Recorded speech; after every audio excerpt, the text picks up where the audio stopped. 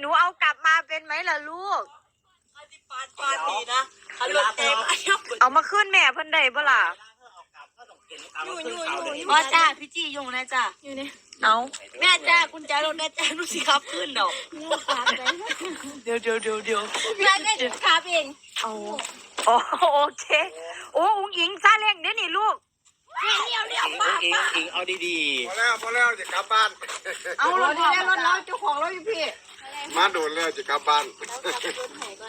ก็ต้องกลับแล้วเดี๋ยวเห็นเลย เพราะว่าบ่ปลอดภัยๆใช่เดี๋ยวมันสิลงหนองไม่เคยเห็นรถงามเดี๋ยวนี่เบิ่งลักรถเพิ่นแล้วแล่นหนี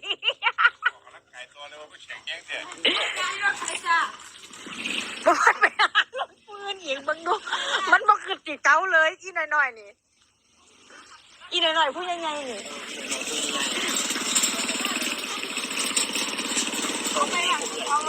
ตัวมันใหญ่ก็เอื่อยอีก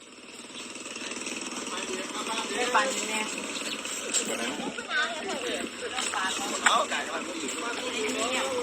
โอ้บนหนาวว่าสั่นเช้าห่วงเลย เศร้าง่วงแต่ว่าหาวเศร้าง่วงแต่แห่งหาวไม่ได้ตีเนี่ยแม่